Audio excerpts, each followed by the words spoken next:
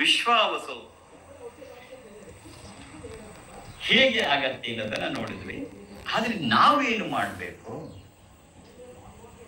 ಇದು ಯಾಕೆ ಪಂಚಾಂಗ ಶ್ರವಣವನ್ನ ಮಾಡಬೇಕು? ಪಂಚಾಂಗ ಶ್ರವಣದ ವಿಶೇಷ ಏನು? ಯಾಕೆ ಅಷ್ಟೊಂದು ಮಹತ್ವವನ್ನ ಕೊಟ್ಟಿದ್ದಾರೆ ಅಂದ್ರೆ, ಬರೀ ಹೊರಗಡೆ ಏನಾಗುತ್ತೆ ಅಂತಲ್ಲ, ನೀನು ಏನನ್ನ ಮಾಡಬೇಕು ಅನ್ನೋದು ಕೂಡ ಇಲ್ಲಿ ಬಹುಮುಖ್ಯವಾಗುತ್ತೆ. ಅಂದ್ರೆ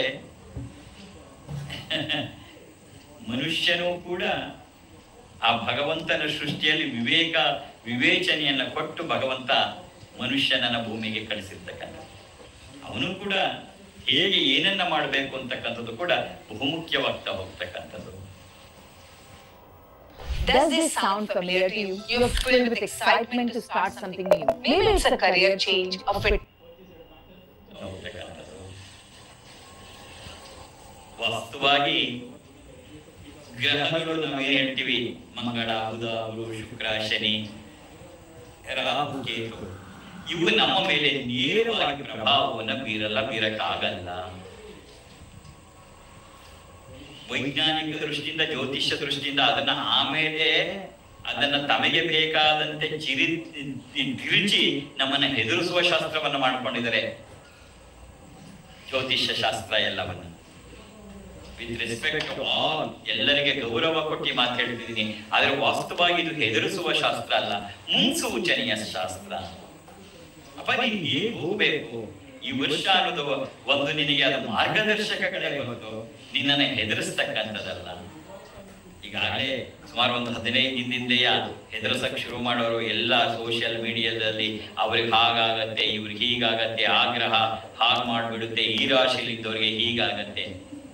ಒಂದು ತಿಳ್ಕೊ, ಇವತ್ತು ವೈಜ್ಞಾನಿಕ ಯುಗ, ಅದರ ದೃಷ್ಟಿಯಿಂದಲೂ ನಾವು ನೋಡ್ಬೇಕು. ಒಂದು ಬೆಳಕಿನ ಕಿರಣ, ಅದ್ರ ವೇಗ ಎಷ್ಟು? ಮಕ್ಕಳಿದ್ರೆ ಕೇಳೋದು, ಮಕ್ಕಳಿದ್ರೆ ಅವ್ರು ಹೇಳ್ತಾರೆ, 1 ಸೆಕೆಂಡಿಗೆ 3 ಲಕ್ಷ ಕಿಲೋಮೀಟರ್ಗಳು. 1 ಸೆಕೆಂಡಿಗೆ, 1 ನಿಮಿಷಕ್ಕಲ್ಲ, 1 ಸೆಕೆಂಡಿಗೆ 3 ಲಕ್ಷ ಕಿಲೋಮೀಟರ್ ಬೆಳಕಿನ ವೇಗ.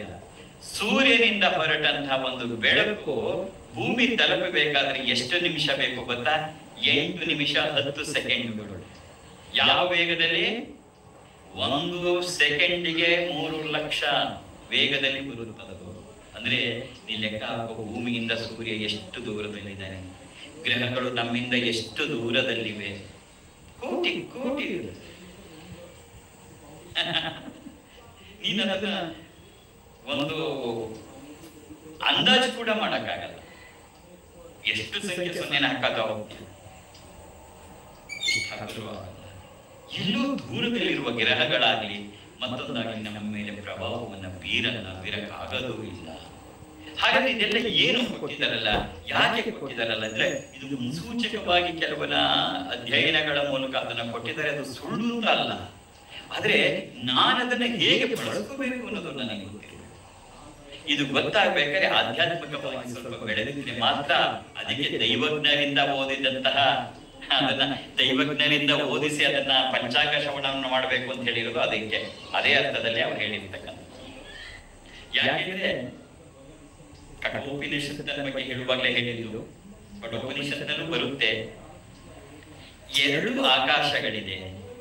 ಒಂದು ಬಾಹ್ಯಾಕಾಶ, ಹೊರಗಡೆ ಕಾಣತಕ್ಕಂಥ ಆಕಾಶ, ಇನ್ನೊಂದು ಚಿದಾಕಾಶ. ಚಿತ್ ಆಕಾಶ, ಚಿದಾಕಾಶ ನಿನ್ನೊಳಗೆ ಇದೆ.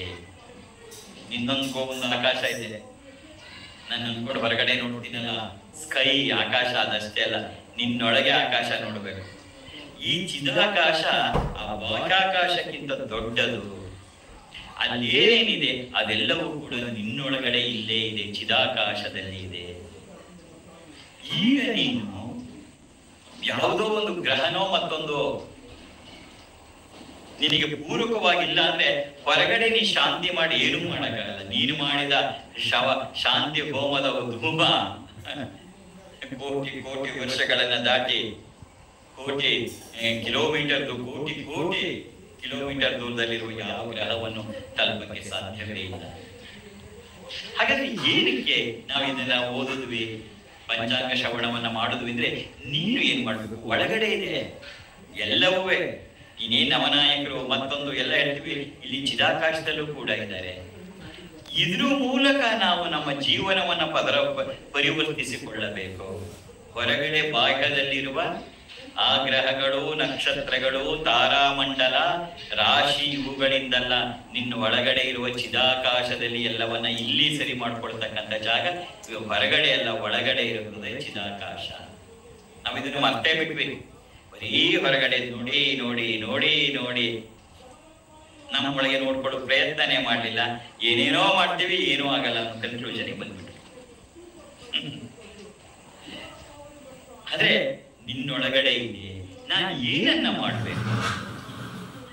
ಯಾವುದೇ ಗ್ರಹಗಳು ಯಾವುದೇ ಮನುಷ್ಯನಿಗೆ ಕೆಟ್ಟದ್ದನ್ನೂ ಮಾಡಲ್ಲ, ಒಳ್ಳೆಯದನ್ನೂ ಮಾಡಲ್ಲ. ಬರೆದಿಟ್ಕೋ. ನನಗೆ ಗೊತ್ತಿದೆ, ನಾನು ಇದನ್ನ ಹೇಳ್ತಾ ಇದ್ದೀನಿ. ಯಾವುದೇ ಗ್ರಹಗಳು, ಯಾವುದೇ ನಕ್ಷತ್ರಗಳು, ಯಾವುದೇ ರಾಶಿಗಳು ಯಾವುದೇ ಮನುಷ್ಯನಿಗೆ ಒಳ್ಳೆಯದನ್ನು ಮಾಡಲ್ಲ, ಕೆಟ್ಟದ್ದನ್ನು ಮಾಡಲ್ಲ. ಮತ್ತೆ ಯಾಕೆಲ್ಲ ಓದಿದ್ರಿ ಅಪ್ಪಾಜಿ? ಹಾಗಾದ್ರೆ ನಿನಗೆ ಗೈಡೆನ್ಸ್ಗೋಸ್ಕರ ಓಡಿದ್ದೆ ಹೊರತು ಅದೇ ಅಲ್ಲ. ಮತ್ತೆ ಹಾಗಾದ್ರೆ ಏನ್ ಪ್ರಭಾವ ಬೀರುದು? ಪ್ರಭಾವ ಬೀರುದು ಒಳಗಡೆ ಇದೆ, ಚಿದಾಕಾಶದಲ್ಲಿ ಪ್ರಭಾವ ಇದೆ. ಇದು ವಿಶ್ಲೇಷಣೆ ಮಾಡಬೇಕಾದ್ರೆ ಬಹಳ ಗೊತ್ತಾಗ್ಬಿಡತ್ತೆ. ವಾಸ್ತವವಾಗಿ 27 ನಕ್ಷತ್ರಗಳಿದೆ. ಆ ನಕ್ಷತ್ರ 27ನ ಗುರುತು ಮಾಡಿದ್ದು ಹೇಗೆ ಅನ್ನೋದನ್ನ ಕರ್ಕಾಟಕ ವೃತ್ತದಿಂದ ಮಕರ ವೃತ್ತದವರೆಗೆ ಬರತಕ್ಕಂಥ ಒಂದು ವೃತ್ತವನ್ನ ಎಳೆದಾಗ ವಿಶ್ಲೇಷಣೆ ಬೇಡ, ತುಂಬಾ ದೊಡ್ಡದಾಗಿ ಹೋಗುತ್ತೆ, ನಿನಗೂ ಅರ್ಥ ಮಾಡ್ಕೊಳ್ಳೋದು ಕಷ್ಟ ಆಗುತ್ತೆ. ವೃತ್ತವನ್ನು ಎಳೆದಾಗ ಬರ್ತಕ್ಕಂಥದ್ದು 27 ನಕ್ಷತ್ರಗಳು. ಒಂದು ವೃತ್ತ ಅಂದ್ರೆ 360 ಡಿಗ್ರಿ ಆಂಗಲ್, 360 ಡಿಗ್ರಿ ಕೋನಗಳು. ಬಹಳ ಚೆನ್ನಾಗಿದೆ ಅದು. ಅಧ್ಯಯನ ಮಾಡಿದ್ರೆ ಬಹಳ ಸ್ಫೂರ್ತಿದಾಯಕವಾಗಿದೆ. ಕ್ಯೂರಿಯಾಸಿಟಿ ತುಂಬಾ ಚೆನ್ನಾಗಿದೆ. ಹಾಗೆ ಇರ್ತಕ್ಕಂಥ ಸಂದರ್ಭದಲ್ಲಿ 27 ನಕ್ಷತ್ರಗಳು ಬರುತ್ತೆ ಅದರೊಳಗಡೆ. ಆ 27 ನಕ್ಷತ್ರಗಳನ್ನ 12 ರಾಶಿಗಳಾಗಿ ಮಾಡಿದ್ದಾರೆ. ನಾವು ನಂದು ಯಾವ ರಾಶಿ ಅಂತ ಗೊತ್ತಾದ್ರೆ, ನನ್ನ ಜನನ ಕಾಲದಲ್ಲಿ ಯಾವ ರಾಶಿಯಲ್ಲಿ ಚಂದ್ರ ಇದ್ದ ಅದು ನನ್ನ ರಾಶಿ ಆಗತ್ತೆ. ಆ ಮೂಲಕ ನನ್ನ ನಕ್ಷತ್ರ ರಾಶಿ ಗೊತ್ತಾಗತ್ತೆ. ಇಲ್ಲಿ ಚಂದ್ರನನ್ನ ಪ್ರಾಧಾನ್ಯ ಮಾಡಿದ್ರು. ಯಾಕೆಂದ್ರೆ ಇದ್ರಲ್ಲಿ ಸ್ವಲ್ಪ ಮನಸ್ಸಿಗೆ ಪ್ರಭಾವ ಬೀರಬಹುದು. ಚಂದ್ರ ಒಬ್ಬನೇ, ಚಂದ್ರ ಮನಸೋ ಜಾತಃ, ಚಂದ್ರನೇ ಮನಸ್ಸಾಗಿರೋದ್ರಿಂದ ಅದರಿಂದ ಇಲ್ಲಿ ಒಳಗಡೆ ಚಿದಾಕಾಶದಲ್ಲಿ ನಾವು ನೋಡ್ಕೊಂಡು ನಾನು ಏನನ್ನ ಮಾಡ್ಬೇಕು, ಈ ವರ್ಷ ಹಾಗೆ ನಾನು ಏನನ್ನ ಮಾಡ್ಬೇಕು ಈ ರೀತಿ ಹೇಳಿದೆಯಲ್ಲ. ಪಡಗದ ಹೇಳಿದರೆ ನನ್ನ ಪಾಡಿಗೆ ನಾನು ಇರ್ತೀನಿ, ಅದ್ರ ಪಾಡಿಗೆ ಅದು ನಡೆಯಬೇಕಾದ್ ನಡೆಯುತ್ತೆ. ಆದ್ರೆ ನಿನ್ ಪ್ರಯತ್ನ ಮಾಡಿದ್ರೆ ಅದನ್ನ ಬದಲಾಯಿಸಕ್ಕೆ ಸಾಧ್ಯ ಇದೆಯಲ್ಲ. ಆದ್ರೆ ಚಿದಾಕಾಶದಲ್ಲಿ ಇರ್ತಕ್ಕಂಥ ನಕ್ಷತ್ರಗಳಾಗಲಿ, ಗ್ರಹಗಳಾಗಲಿ, ರಾಶಿಗಳಾಗಲಿ, ನೀನು ನೇರವಾಗಿ ಚಿದಾಕಾಶದಲ್ಲಿ, ಬಾಹ್ಯಾಕಾಶದಲ್ಲಿ ನೇರವಾಗಿ ಅವುಗಳನ್ನು ಸಂಪರ್ಕ ಮಾಡಕ್ಕಾಗಲ್ಲ. ಅದಕ್ಕೆ ಪ್ರತಿಯೊಂದಕ್ಕೂ ಅಧಿದೇವತೆ, ಪ್ರತ್ಯಧಿದೇವತೆ, ಅಭಿಮಾನ ದೇವತೆ ಅಂತಿರ್ತಕ್ಕಂಥದ್ದು. ಅವುಗಳ ಮೂಲಕ ನಾವು ಹೋಗ್ಬೇಕು. ಪ್ರತಿ ಗ್ರಹಕ್ಕೂ ಇನ್ನೊಂದ್ಸರಿ ಹೇಳ್ತೀನಿ ಕೇಳ್ಕೋ. ಪ್ರತಿ ಗ್ರಹಗಳಿಗೆ ನೇರವಾಗಿ ನೀನು ಗ್ರಹದ ಚಲನವಲನದಲ್ಲಿ ಆ ಒಂದು ಏನ್ ನಾನು ಹೇಳಿದೆ ಡೈರೆಕ್ಷನ್ಸ್ ಅವು ತೋರಿಸ್ತಾ ಇರುತ್ತವೆ. ಅದರಲ್ಲಿ ಮುಂದುವರಿಬೇಕಾದ್ರೆ ನೇರವಾಗಿ ಗ್ರಹಗಳಲ್ಲಾಗಲ್ಲ. ಅಧಿದೇವತೆ, ಪ್ರತ್ಯಧಿದೇವತೆ, ಅಭಿಮಾನ ದೇವತೆ ಅಂತ ಹೇಳಿ ಆ ದೇವತೆಗಳ ಮೂಲಕ ಹೋಗ್ಬೇಕು. ಪೂರ್ಣ ವಿಶ್ಲೇಷಣೆ ಬೇಡ. ಈ ವರ್ಷಕ್ಕೆ ನಮಗೆ ಏನು ಮಾಡಬೇಕು ಅಂದ್ರೆ, ರವಿನೇ ನಾಯಕನಾಗಿರೋದು, ರವಿನೇ ರಾಜ ಆಗಿರ್ತಕ್ಕಂಥದ್ದು. ಬರೀ ರಾಜ ಅಷ್ಟೇ ಅಲ್ಲ, ಸೇನಾಧಿಪತಿಯೂ ಹೌದು, ಅರ್ಘ್ಯಾಧಿಪತಿಯೂ ಹೌದು. ಹೀಗೆ 4 ರಾಜ ಇರೋದ್ರಿಂದ ಮತ್ತು ರವಿಯ ಆಡಳಿತದಲ್ಲಿ ರಾಜನಾಗಿರೋದ್ರಿಂದ ಅನೇಕ ಇದು ನಾವು ಹೇಳುವುದರಿಂದ ನಾವು ಸೂರ್ಯನನ್ನ ಪ್ರಾರ್ಥನೆ ಮಾಡಬೇಕು ಪ್ರತಿದಿನ. ಓಂ ನಮಃ ಸೂರ್ಯಾಯ ಶಾಂತಾಯ ಸರ್ವರೋಗ ನಿವಾರಿಣೆ ಆಯುರಾರೋಗ್ಯ ಐಶ್ವರ್ಯಂ ದೇಹಿ ಮೇ ದೇವ ಜಗತ್ಪತೆ ಸೂರ್ಯ.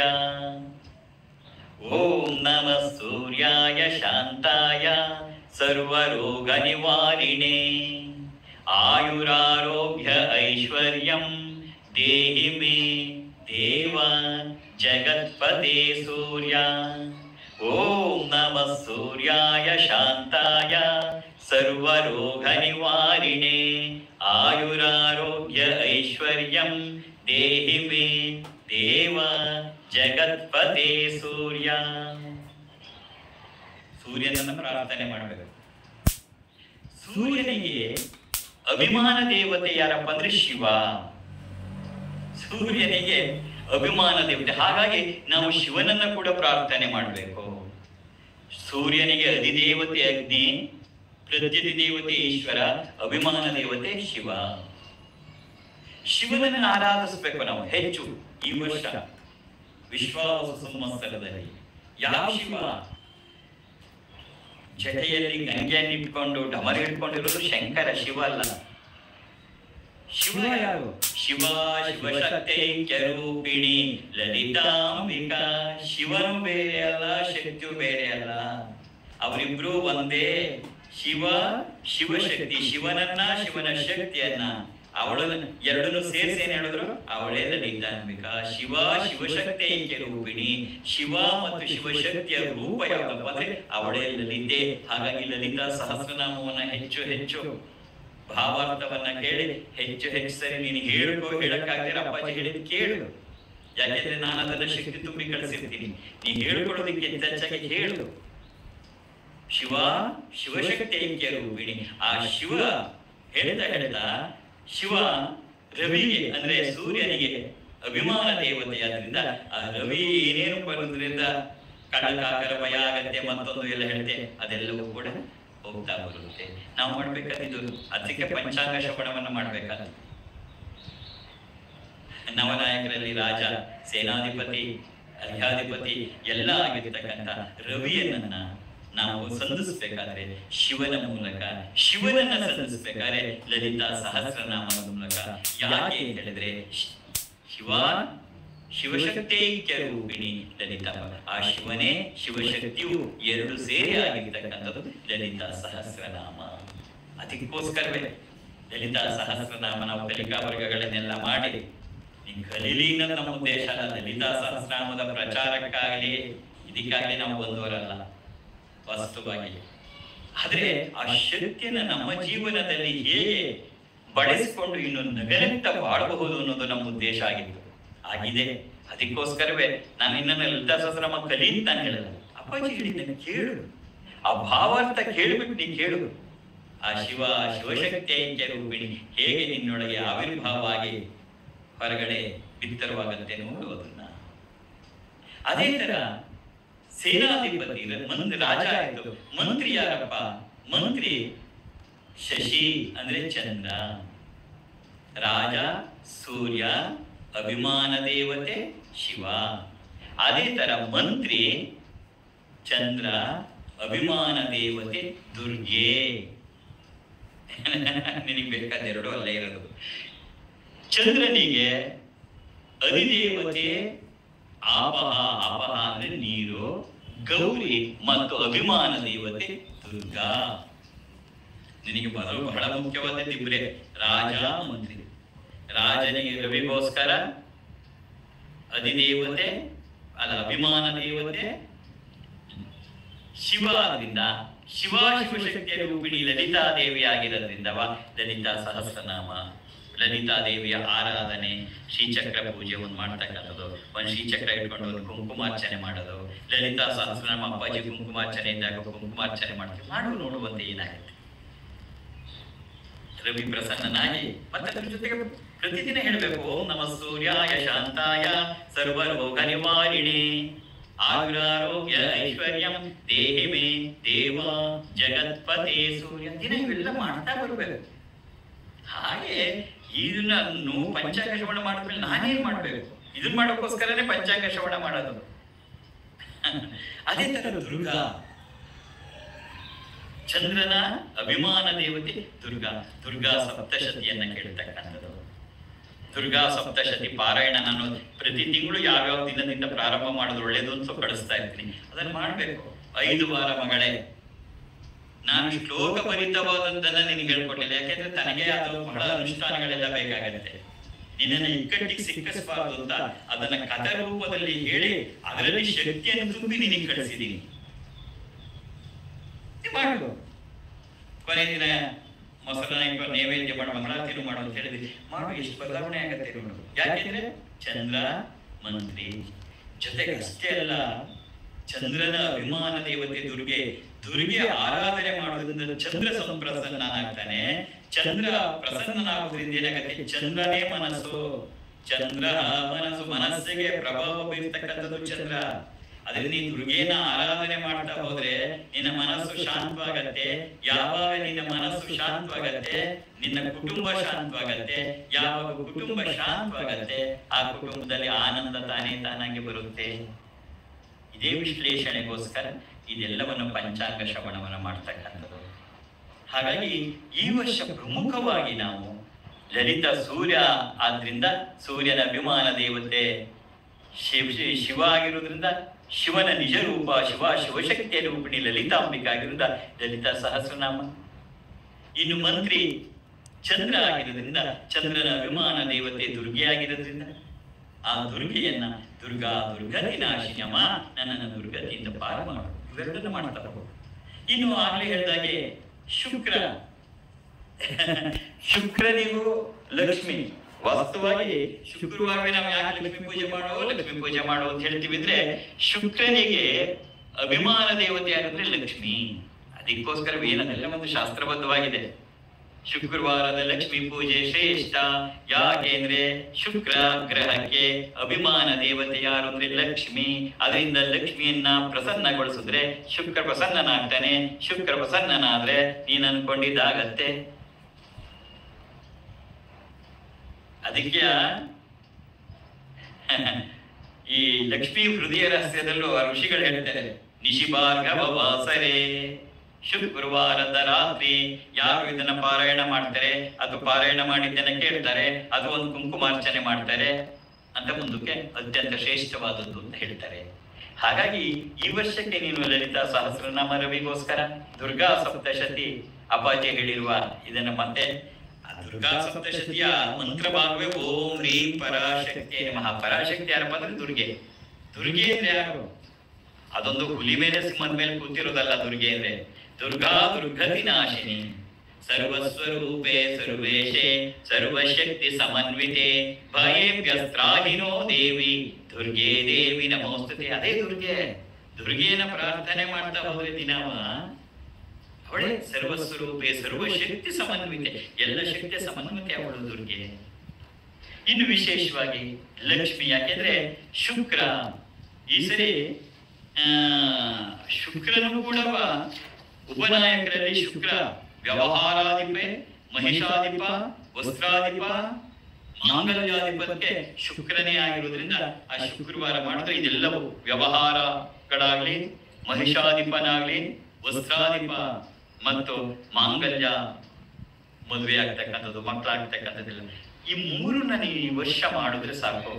ಈ ವಿಶ್ವಾವಸುನಾಮ ಸಂವತ್ಸರ ನಿನ್ನ ಬಾಳಿಗೆ ಆನಂದವನ್ನು ತರುತ್ತೆ, ಮನಸ್ಸಿಗೆ ನೆಮ್ಮದಿಯನ್ನು ತರುತ್ತೆ, ನಿನ್ನ ಜೀವನ ಹಸನಾಗಿರುತ್ತೆ. ಇವೆಲ್ಲ ಮಾಡೋದು ಯಾತಕ್ಕೆಂದ್ರೆ ನಗನಗ್ತಾ ಇರುತ್ತೆ. ಇವೆಲ್ಲ ತಿಳ್ಕೊಂಡು ಎಲ್ಲೋ ಏನೋ ಆಗುತ್ತೆ ಅಂತ ಹೆದರ್ಕೊಂಡು ಕೂತ್ಕೊಳ್ಳೋದಲ್ಲ ನಾವು ಮಾಡ್ತಕ್ಕಂಥದ್ದು. ಇನ್ನು ಎಲ್ಲ